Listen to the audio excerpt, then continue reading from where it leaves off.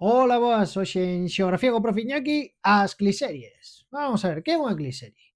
A cliserie é un gráfico que nos representa como se gradúa, como varía a vexetación nunha montaña en función da altura e da orientación. Vale? Entón, imos alá. Cousas que temos que ter en conta nunha cliserie.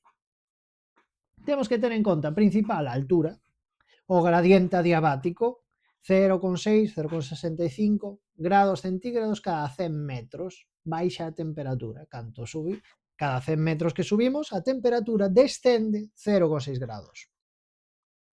Isto nos vai dar lugar ás chuvias orográficas.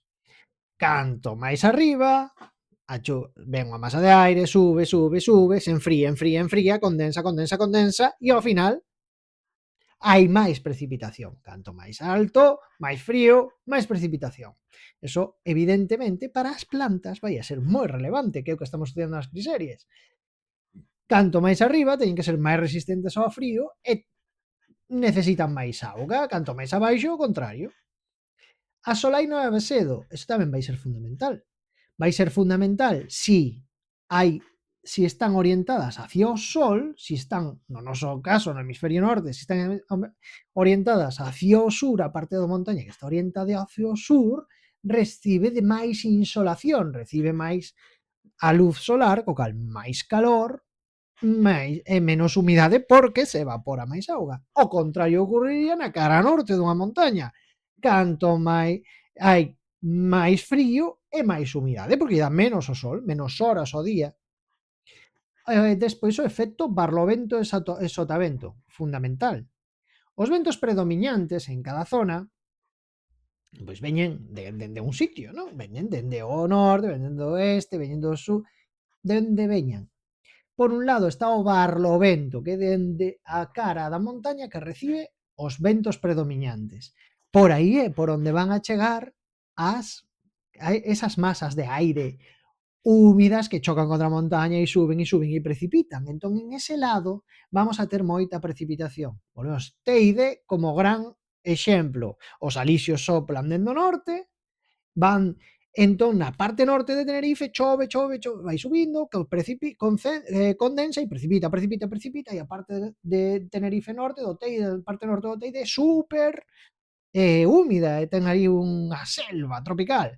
Mentras tanto, por outro lado, esa masa ten unha auga finita, remátase, chove, chove, chove, chove, chove, queda seco. E cando chega ao outro lado da montaña, empeza a baixar e vai subindo de temperatura polo gradiente adiabático, que ademais, cando é unha masa seca, en vez de 0,6 grados, sube a 1 grado de temperatura cada 100 metros, entón ven un vento quente, unha masa de aire quente e seca, que reseca todo, e por eso Tenerife no sur é super seco.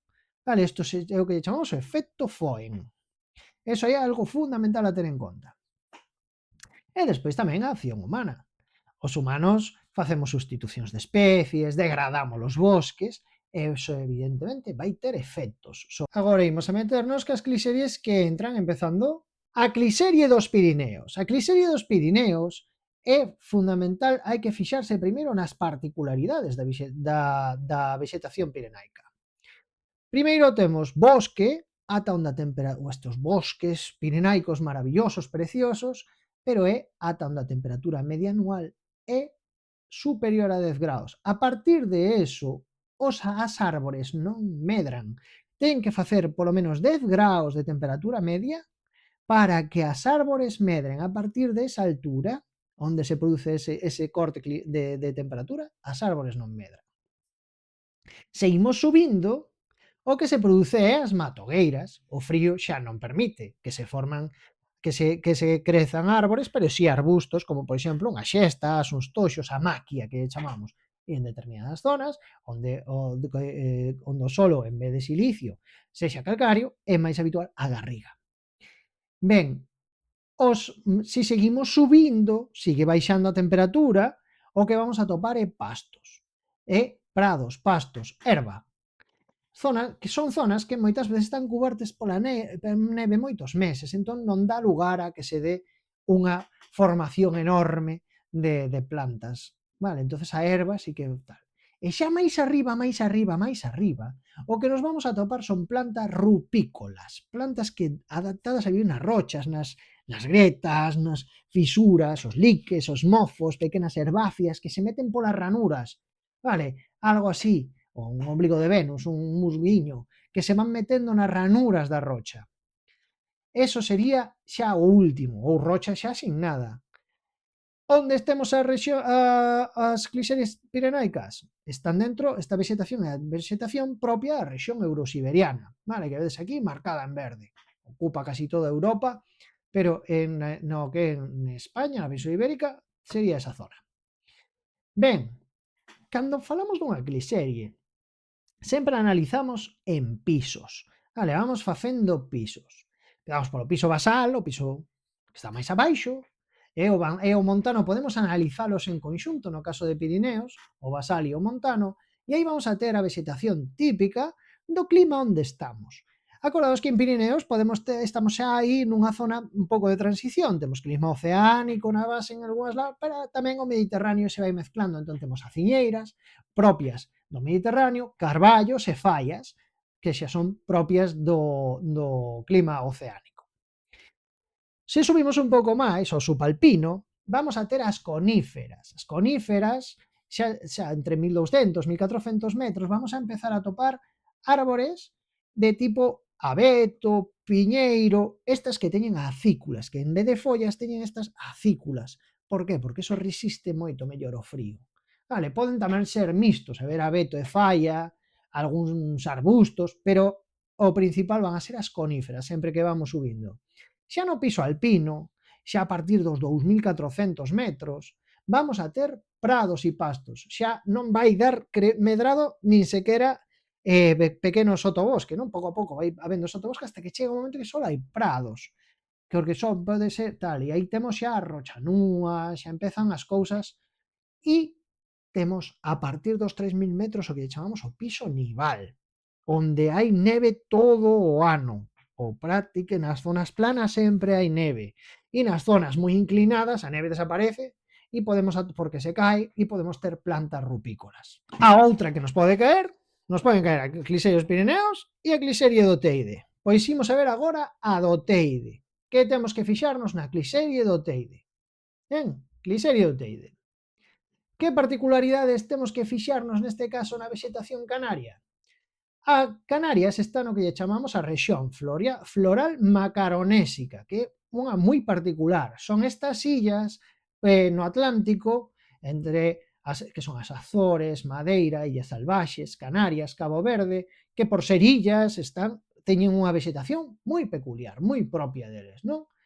Para empezar, moitos poboadores van na historia traendo especies de distintos sitios, tanto mediterráneas, europeas, como plantas africanas, plantas de especies americanas, e van dando lugar a unha vegetación moi particular, que ao ser unha illa se favorece a insularidade, ao estar ailladas, vai a dar lugar a formas vegetais propias, exclusivas, endemismos que chamamos que solo hai en Canarias.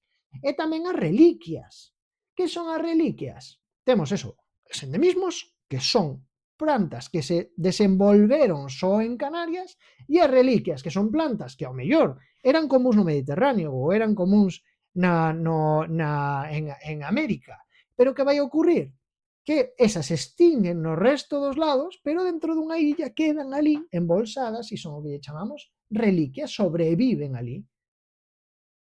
Ben, imos alá cos pisos. Volvemos acordadvos sempre unha clixeria hai que estudiala por pisos.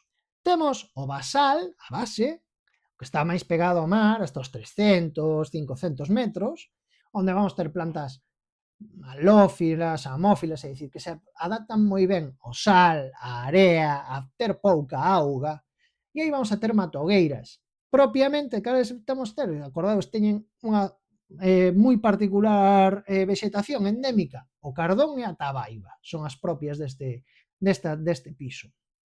No piso intermedio, a partir dos 200, entre os 200 e 800 metros, vai haber un aumento da humidade, porque na parte norte, vedes aquí marcados os alisios, acordados, os alisios soplan dentro do norte, baten contra o Teide, por exemplo, tamén ocorre isto en La Palma, contra o norte.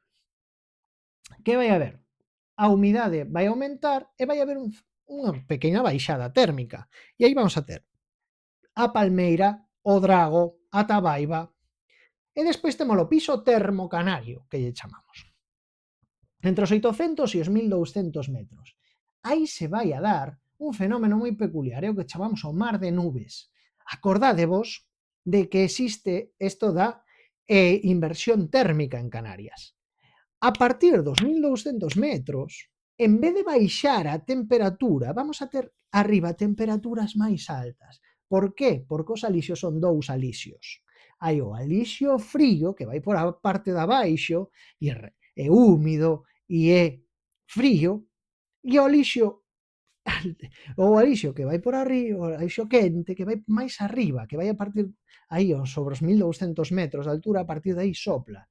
E entonces a o que ocurre é que as masas de aire fría van enfriando, pero se quedan aí como bloqueadas, como se houbera un teito nos 1200 metros, e se fora un mar de nubes, toda unha espesa néboa, e vai dar lugar a laurisilva, o faial, breixal, cando hai unha degradación.